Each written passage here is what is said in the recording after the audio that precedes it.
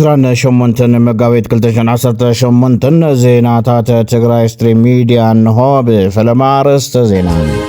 هوصانا بصندو تبعيلوم مراحتي هايمانوت عبيت عدن زحازوهم اب كتما شرارو بدمقت تخبير اللهم مختب زي مقمقامو بزوح ليبا مشقوطي كركب تغيريلو لعلواي بعال سلطان نبر زرزر لنا بورد مرص ኢትዮጵያ ናይ መረጽ አመዝገባን ሞዳእታ ጊዜ አናውሑ ከነቅርበይና ኤርትራ ቀጻሊ ኢላማ አሜሪካ ክትከውን ከምትኽእል ተገሊጹ ዝርዝር ክህልወናዩ ንሎሚ ናይ ገመን ካልኦትን ዜናታት ሒዝና ልኩም ኣለና ላይክ በመግባር ጀምሮ ሰናይ ምክትታል ወይዘሮ ኬሪያ ኢብራሂም በጉዳይ ትግራይ ሐሳባ ቀይራ መንግስት ፌደራል ናብ ትግራይ ጣልቃ ካአተሎ በመባል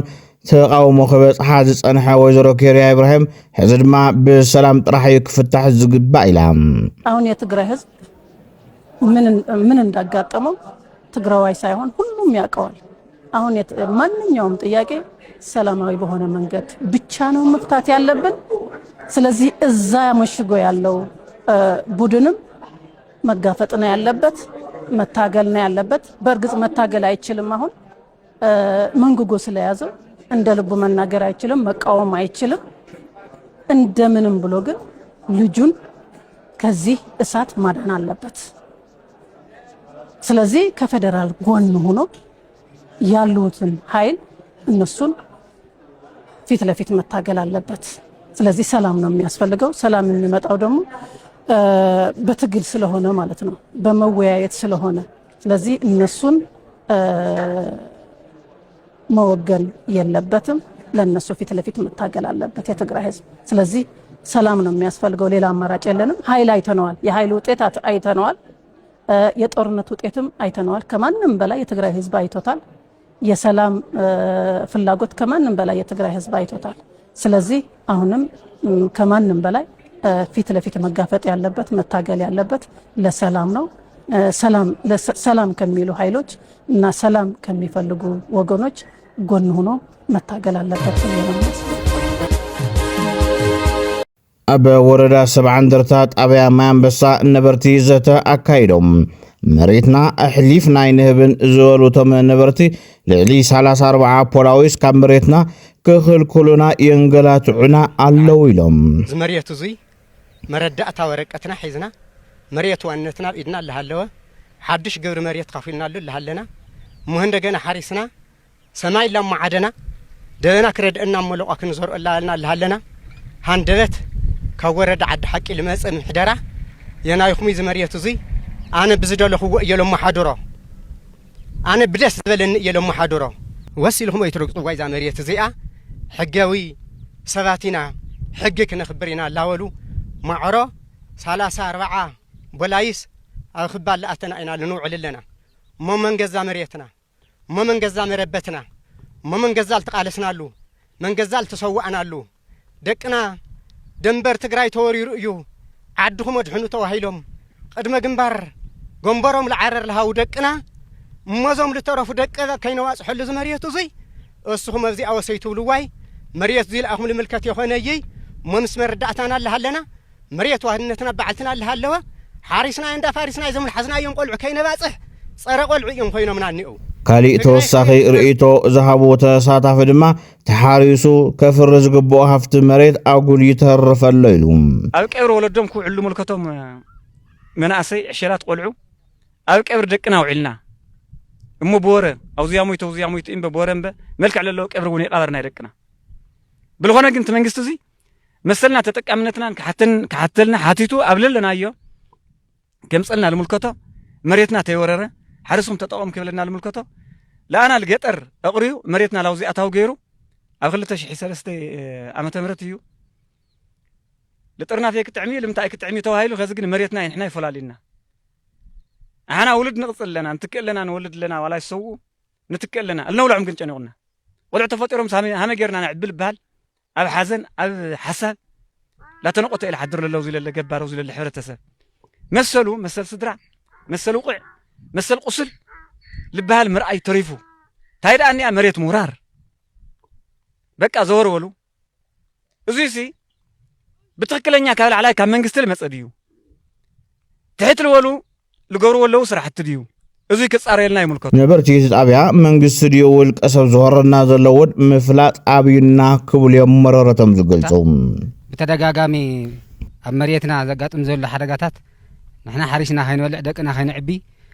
ካብ ምግዳል መጽያና ሕዝን ማዓለ በዓል 3 ምዕራፍ ደቀ ክዕቢ መሬተይ ተንካባኸይ በታ ዘለትኒ ሓንካስ ኮይነ ዕውር ኮይነ መጽያ ካፍቲ ጽንተት ናይ ኣጋጢሙ ዝነበረ ተጋዲለ መጽያ ሕዚ ግን ብዘይ ምንም ምኽንያት መሬትና ናብ ተደጋጋሚ ውራን ካልእ ዝብል ዘሎ መንግስቲ ዲዝ ወረና ዘሎ ግለሰብ ዲዝ ወረና ዘሎ ምንም አይንፈልጥን ስለዚህ መሬት እዚ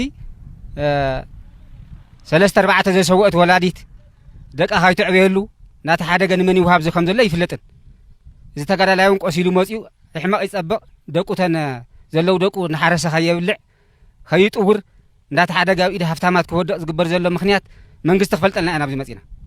ስለዚህ መንግስቲ እንድሕር ክወስድ ተኾይኑም በአጋባብ ብስርዓት ንህዝቢ እሚንካ ንሕና ጣብያ ወረዳ ማያንበሳ ነበርቲ ኢና ኣመሓደርትና ፈሊጦሞ ጣብያውን ፈሊጥዎ ህዝቡን ፈሊጥዎ ይእሚንካ መሬት ዝኽየድ ናይ መሬት ምምሕዳር ሕጊ ኣሎ ስለዚህ ብዘይ ሕጊ ንሕና ቀትርን ተመጻና ለይቲ እንዳመጹ እንዳተኸሉ መከራ ዘብልዕዎ ዘለው መን ምዃኖም መንግስቲውን እዚ ኣጻሪዩ ዕላብ ክበና እዚ ኮይኑ ግን መቐጽልታት ዝሓለፉ ጽምዶ ኣብ ከተማ ሸራሮ ካብ ክልቲኡ ህዝቢ ዝተረኸበሉ ብኹስሚ ተባዒሉ በዚ መሰረት እውን ልዕሊ 700 ዝኾኑ ቁጥሪ ዘለዎም ኤርትራውያን በዓል ሆሳዕና መድሃኒ ዓለም ኣብ ከተማ ሸራሮ ተረኺቦም ብሓባር ኣኽቢሮሞም ተጋሩ ኣሕዋቶም ክጥይቁ ብሰንኪ ምዝባል ካብ ማሙቕ መረበቶም ዝተፈናቐሉ ክሕግዝዮም ትማልያ ብከተማ ሸራሮ ምውዓሎም ከም ዝሐገሶም ድማ እቶም ኤርትራውያን ነበርቲ ገሊጾም እቶም ኤርትራውያን ካብ ምዕራብን ሰሜን ምዕራብን ተፈናቒሎም ኣብ ሸራሮ ንዝርከቡ ተመዛበልትን ብሕጋዝ ዝውዕል እኽሊ ሒዞም ከም ዝመጹ እውን ተገሊጹሎ ብምትሕባር ኣቦታት ሃይማኖትን ዓበይቲ ዓድን ክልቲኡ ህዝቢ ዝተዳለወ እዚ ተስፋሕውነትን ምትሕግጋዝን ዝፈጠረ መድረኽ ኣብቲ ናይ ትማሊ ፕሮግራም ሓበራዊ ሃይማኖታዊ ፕሮግራማትን ምጥያቕን ነዊሕ እዋን ከይተራኸቡ ፀንሑ ቤተሰብ ዘመድን እናተሳለጠ ውዒሉ እዩ እቲ ትማልያ በሸራሮ ዝተረየ መድረኽ ርክብ እዞም ኣሕዋት ህዝብታት ናብ ታሪኻዊ ቦትኡ ይምለስ ምህላው መርኣያዩ ኢሎም ኣለዉ መሳሰይ ጽምዶም እቲ ፕሮግራም ሎሚ መጋቢት 28/2018 ዓ.ም ድማ ብኻልኦት መደባት ከም ዝቕጽል ተፈሊጡሎም ይኹን እምበር በዚ ጉዳይ እዚ ብዙሕ ተቃውሞታት እውን ክቐርብ ጸኒሑ እዩ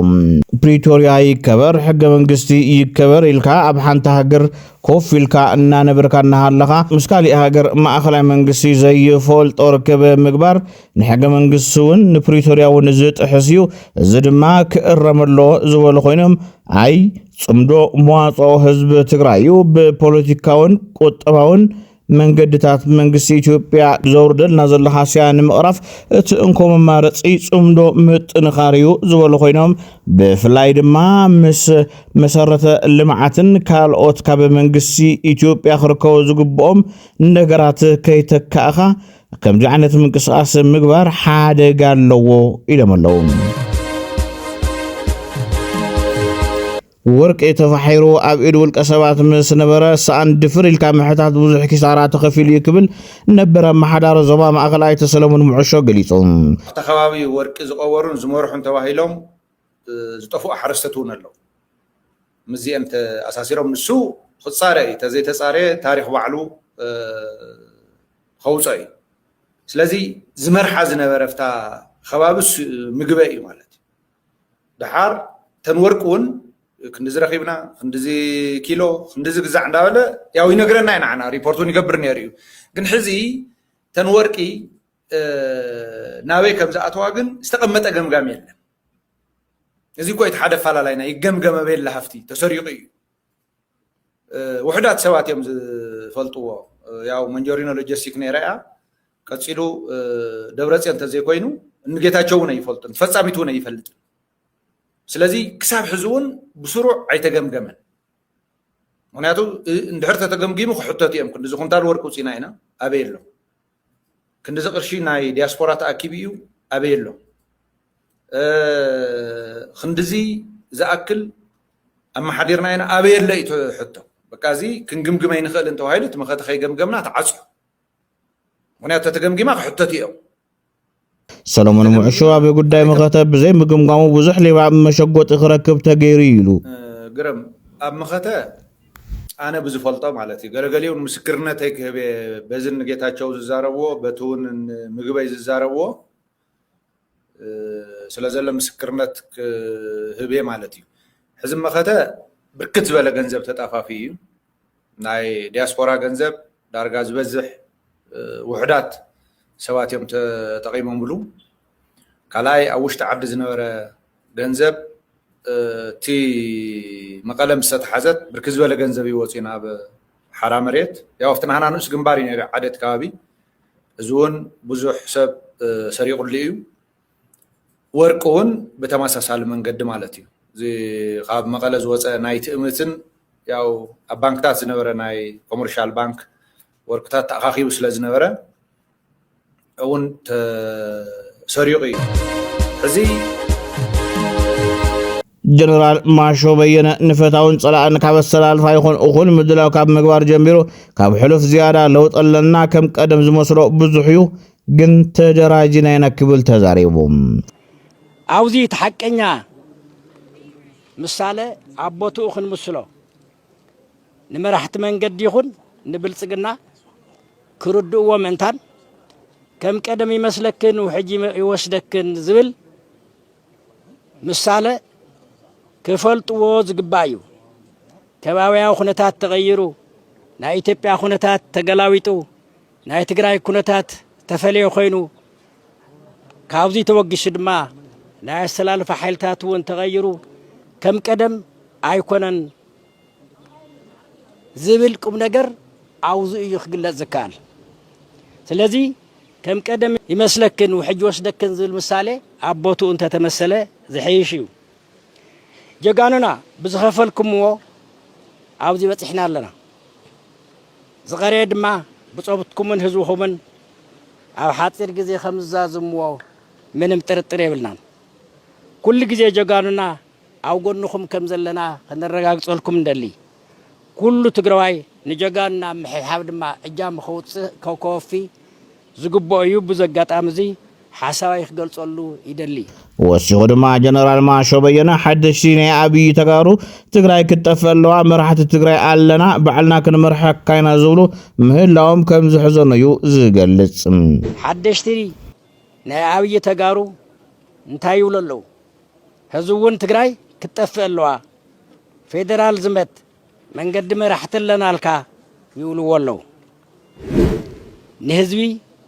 نعدن زي حسب بلصقنا نناي بلصقنا سرعتي صلاي حزب تግራይ ይሉ በመወሳኑ ዘመፀ ሽግሪው ኣብ ኢትዮጵያ መንግስታት ታሪክ صلاي حزب ይሉ ዝፈረጀ እዚ ስሑት ናይ ብልጽግና መንግስት ጥራይ ቦርድ መረጻ ኢትዮጵያ ናይ መረጻ ምዝገባን መወዳእታ ግዚያና ወይሑ ሃገራዊ ቦርድ መረጻ ኢትዮጵያ ነቲ 6 ሚያዝያ ክውዳእታ ሓሲቡ ዝነበረ ምዝገባ መረጽቲ ሻብዓይ ሓፈሻዊ ምርጫ ኢትዮጵያ ክሳብ 22 ሚያዝያ 2026 ከመዘናውሖ ትማሊ ቀዳም ኣብ ዘውፅኦ መግለፂ ኣፍሊጡ እቲ ቦርድ ነቲ ናይ ምዝገባ ግዜ ዘናውሐሉ ምክንያት ብሰንኪ ኣብ መስርሕ ምዝገባ ዘጋጠመ ናይ ቴክኖሎጂ ብድሆም ኣብ ዝተወሰኑ ናውጣታት መረጻ ዘተኣማምን ሽፋን ኔትወርክ ብዘይምህላው ከምኡውን ምድንጓያት መጓዓዝያ ምፍጣሮምን ምዃኑ ጠቒሱ እዩ ኣብ ማእኸላይ ባሕሪ ስደተኛታት ሓደጋ በፂሕዎም ካብ ሊብያ ስደተኛታት ጽዕና ትጓዓዝ ዝነበረት ጃልባ ኣብ ማእኸላይ ባሕሪ ብምስጣማ ኣብኡ ዝነበሩ ተጓዓዝቲ ግዳይ ሞትን ድሃይ ምጥፋእን ኮይኖም ከም ዘለዎ ካብቲ ቦታ ዝተዘርግሐ ጸብጻብ ማእኸል ዜና ሓቢሮም ካብቶም ሓደጋ ዘጋጠሞም ስደተኛታት ክልተ ከሞቱ ከለው ድሃይ 72 ድማ ዛጊድ ኣይተረኸበን ካብቲ ዘጋጠመ ሓደጋ 32 ሃለዋቶም ተረኺቦ ከም ዘለውን ተፈሊጦም ኣብ መወዳእታ ብሰፊሑ ንትንታነና በዝሓረናዮ ሓበሬታ ክንሰግር 15 ሚእታዊ መራኸብ ንግዲ ዝሓልፋሉ ወሳኒ መስመር ቀይሕ ባሕሪ ዝርከቡ ዕጡቓት ጉጅለ ሑቲ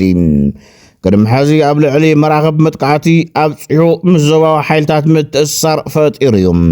በዚ ድማ ኣብቲ ኣገዳሲ ንግዳዊ መስመር ዓለም ወጥሪ ክውስኽ ይገብር ኣሎ ከም ውፅኢቱ ድማ ንኢትዮጵያን ኤርትራን ሶማልያን ሓዊሱ ኣብ ቀርኒ ኣፍሪካ ኣብ ዝርከባ ሃገራት ዘስዕቦ ጽልዋ ልዑል ክኸውን ትኽእሉ ኣለዎም ሕቲ ኣብ ቀይሕ ባሕሪ ንዝግበር ጉዕዞ ባሕሪ ዝህቡ ኮንተ ኮይኑ መስመራት ንግዲ ምዝራቅ ጥራሕ ዘይኮነስ ኣብቲ ዞባ ንዝፈጠር ናይ ፀጥታ ሓደጋታት ክውስኽን ቁጠባዊ ቅልውላዋት ክጋደድን ምዃኑ ተንተንቲ እቲ ዞባ ይገልጹ ሕቲ ናብ ዝኹናት ሕይሎም ምዝኣቱ ንኤርትራን ኢትዮጵያን ካልኦት ሃገራት ቀርኒ ኣፍሪካን እንታይ ሓደጋታት ከስዕቡ ይኽእሉ መሓዛ ኢትዮጵያ ዝኾነት ሕቡራት ኢሚራት ዓረብ ኣብ ዝኹናት ምእታዋ ኣብ መንጎ ኢትዮጵያን ኤርትራን ዘሎ ወጥሪ ናብ ኩናት ከይሰጋገር ይዓግትሎም ዝብል ሕቶ ዝቐረበሎም ተንተንቲ ኣብ ዩኒቨርሲቲ ህዝባዊ ኣገልግሎት ኢትዮጵያ ተመራማሪ ፖሊሲ ዶክተር ሞከረም ምፍታሕ ኩናት ማእከላይ ምብራቅ ኬንያ ሃገራት ወሽመጥ ዓረብ ክሳብ ቀርኒ ኣፍሪካ ከም ዝተዘርግሐ ይገልጽ ቀርኒ ኣፍሪካ በዝኹናት ብከቢድ ዝጽለወሉ ብዙሕ መንገድታት ከም ዘሎ ዝገለጸ ዶክተር ሙከረም ቶም ኣብ ገምገም ቀይሕ ባሕርን መብዛሕትኡ ክፋል የመን ዝቆጻጸሩ ዕጡቃት ሕቲ ቀንዲ ምኽንያት ምዃኖም የመላኽት ብኢራን ዝድገፉ ዕጡቃት ሕቲ ቴሄራን ምስ እስራኤልን ኣሜሪካን ኣብ እትገብሮ ኩናት ከም ካልኣይ ምዕራፍ ውግእ ኮይኖም ከም ዝረአዩ ይሕብር ኤርትራዊ ተንታኒ ማእከላይ ምብራቅ መሐመድ አቡበክር ብወገኑ ሕቲ ንቦብ ኤልመንደብ እንትዓፂዎም ቁጠባ ኤርትራ ብከቢድ ክጽለዩ ኢሎም 15 ሚእታዊ ንግዳዊ መራኽብ ዓለም ዝሓልፋሉ ቦብ ኣልመንደብ እንተተዓፂው እታ ምሒር ኣብ ወደባታት ትምርኮስ ኤርትራ ብድሆ ከም ዝገጥማ ወሲኹ ገሊጽሎም እቲ ተንታኒ ቁጠባ ኤርትራ ዱልዱል ዘይምዃኑ ብፍላይ ምስ ሩስያን ቻይናን እትገብሮ ንግዲ በወደባት ዓሰብን ምጽዋዕን ምዃኑ ይገልጽ መንግስቲ ኤርትራ ሕቲ ንቦብ ኣልመንደብ እንትዓፂዎም ኣሜሪካ ኣቓልቧ ናብ ቀይሕ ባሕሪ ከቕንዕ ከም ዝኽእል ስክፍታ ከም ዘሎ የብርህ መንግስቲ ኤርትራ ኣዝዩ ኣብ ስጋት ዝነብር መንግስቲ ከም ምዃኑ መጠን ዝኾነ ሓይሊ መጽኡ ኣብዚ መስመር ኩናት ክካየድ የብሉን ዝብል መርገጽ ኣለዎም ኢራን ኣብ ሃገራት ወሽመጥ ዓረብ ዝርከቡ ወታደራውያን ማዓስከራት ኣሜሪካ ትሕተ ቕርጸን መጥቃዕቲ ፈጺማ እያ ብዘይካዚ ነቲ 20 ሚእታዊ ናይ ዓለምና ነዳድን ተፈጥሮኣዊ ጋዝን ዝሓልፈሉ መጻብ ሆርሙዝ ብምዕጻው ዋጋ ነዳዲ ክብል ምኽንያት ኮይና እያ ኢራን ኣብ ዙርያ ቀይሕ ባሕሪ ንዝርከቡ መሻርክታት ተጠቂማ ኣብ ልዕሊ ቦብ ኣልመንደብ መጥቃዕቲ ምፍጻም ከም ካልኣይ ምዕራፍ ናይቲ ግጭት ክረአ ከም ዝኽእል ተመራማሪ ፖሊሲ ዶክተር ሙከረም ይገልጽ ብዙሓት ልሂቃን ፖለቲከኛታትን ዝተቐተልዋ ኢራን ኣብ ልዕሊኣ ዝፍጸም መጥቃዕትታት እናበርትዐ ኣብ ዝመጸሉ ነቲ ግጭት ናብ ዝተፈላለየ ሃገራት ወሽመጥ ዓረብ ብምስፋሕ ፀቕጢ ትፈጥር ኣላ እቶም ዛጊድ ኣጥቂጦም ጸንሑ ዕጡቃት ኣብቲ ግጭት ከም እትስሕቦም መሐመድ አቡበክር ወሲኹ ይገልጽ ቀጥታዊ ተሳትፎ ሕቲ ኣብ ዝካየድ ዘሎ ኩናት ንሃገራት ቀርኒ ኣፍሪካ ናብ ኣረዳ ቅልውላው ነዳድን ከም ዘቃልዖም ሓደ ምኽንያት እዩ ዶክተር ሙከረም ዝሓሳብ ብምስምዕማዕ ሃገራት ቀርኒ ኣፍሪካ ቁጠባዊ ጽላትን ብቀይሕ ባሕሪ ኣብ ዝመጽእ ነዳዲ ዝምርኮስ ምዃኑ ብምዝኻር ናይ መስመር ስጋት ጽልኡ ቀጥታዊ ምዃኑ ይገልጽ ኤርትራ ኣብ ዝተፈላለየ ኣጋጣሚታት ንሕቲ ትድግፍ እያ ተባሂላ ትኽሰስ መንባራ ዘዘኻኸረ መሐሙድ ቅልውላው ማእከላይ ምብራቅ ናብ ቀይሕ ባሕሪ እንተተዘርጊሑ ኣሜሪካን መሻርክታን ነተን ኣብቲ ከባቢ ዝርከባ ደሴታት ተጠቒመን መጥቃዕቲ ንምፍጻም ተገዳስነት ከም ዘርእያ የብርህ እዚ ንመንግስቲ ኤርትራ ዘተሓሳስብ ምዃኑ ዝገለጸ ተንታኒ ኣስመራ ዋሽንግተንን መሻርክታን ነዘን ደሴታት ክትጥቀማለን እንተዘይፈቒዳ بغت تطرح زي كونس بجو بوليتيكاو مداون كت غدا كم تغلي حبر حتي اب غونص ماخلاي مبرق بغاتتا مستافو تعودو غجلن متقات امريكان ممكات مستياب صوماليا زنقساس الشباب متحبار كفطر كم زخليو ات تمارامار زغلص زم كلتا اكالات بقرن افريكا انت تحبابيرهم ربحاتات نايتا محاز امريكان اسرائيل زخونت حبرات امارات عرب كتقعو كم زغلون يتقسم كم بعد حورات إمارات عرب زعم سلا هجرات أب هجرات قرن أفريقيا حيال سلوا سلزلون أب ما خلا مبرق الذكاء زلقينات مفتوحين تزاي ترغيبو حوتي ويون على الشباب أو لعلي الربحات إمارات متقعتي كايدة كم زغل سخفتو يقلت دكتور مكرم إيران مسمنكس أمريكا نزت حبابرا هجرات وشمت عربن تحت قرصن بمحكمة تقعزلا يفلت إيران أب لعلي حورات إمارات عرب تدقاقا متقعتات مشايل درونات كتكايدن كلام أبي هجرات كويت قطر عمان سعود عربين بزح متقعدات يفتصمتن نسو وسيخو محازوت إيران زغونا حوتي ويون على الشباب أو قرن أفريقيا نزركو ربحات إمارات عرب كابا متقعد دحر كم زي ولود ما قمتاتو يسفر مكرم دحر مجمار كوينات ما خلاي مبرق أمونغو إثيوبيا إرتران زنبرة وطرنا ملوء خينات زي معراغو أمونغو بوليتيكاويان حالتات قرن أفريقيا زلو فلليات مبقسيو أب ملكة حطو قعاتو كم زغورون يزارب أب قرن أفريقيا زرزلو قنصتات بمسارتو وصيتاو بوليتيكاو فلليات أمونغو بوليتيكاو حالتات قرن أفريقيا ديو زبل حطو نخحاتت عدل زخفت يمثل نيبل أب قرن أفريقيا زركب هاقرات أمونغو بوليتيكاو ليك أن مراحتي ويون منقصات نايرب حقون سوالاي هالو ناب قونات كم زياتو بخفال ولا يكون فنش ذهبي يبل حبرات مرات عرب بقرن أفريقيا حيال تقدس سنة كم زلوان توم تدقفهم حالتات أب السودان كمون أب ليبيا نايمن قسن سرعة اللوط الممتع يصعرو كم زلو يتكسن تنتاني ما خلاي مبرغن قرن أفريقيا محمد أبو بكر نبي بي شاب زحابو مقلتي اتيا ما خلاي مبرغ زكاير زلو خينات مونغو إثيوبيا إرتران زلو سقات كينات كم زو قد يأمن نزا حساب بأبنت أب زرد أولو قدمي منيستر أبي أحمد أفدق بحرنا يهلونا قدايو دحر مبالو مونغو إرتران إثيوبيا وطر كم استخارر أزخا خيرم إثيوبيا قداي أفدق بحري مسجبوتن الصومالي لاندن كم زلو أسمم معات مس إرتراون كلو أي خيلو كوانت نبرة بسنك إيل أتاونت إمارات قن كم استغير محمد يأمن حبرات إمارات عرب كابي ودبات جبوتن بربران كتسحب لحرم قدانا إثيوبيا وناني تافدق بحري نايم قبار بروجكت زحازتي مسلني زبلاءاتو محمد أبزوان زقن بسنك خوينات وشمت عرب أبقرنا أفريكا كاير زغل كوينات كدقف أبزي تغللو درجة كمزوت صحت يقلتم سلزغونا تناوارح لومدوت صواحي جمرز بهذا اللزنبرا وطري إثيو إرترا نابي درجة خوينات كي عرق إزي أما خلاي مبرق زكاير زلو خوينات مخنيات كمزخونون يأمن كبرات تختاتلتنا نسعى زحزنا يوم حبريتات نظام تختاتلكم يمثل نيروم زي بتنتانا زي قربة بصحفكم ببوانتر اليوم ما ببي بي سي تقرنيا خيدهم كرئيو يخول يوم سناي جزي سلام نهزب تقرأي سلام نخلو الدساد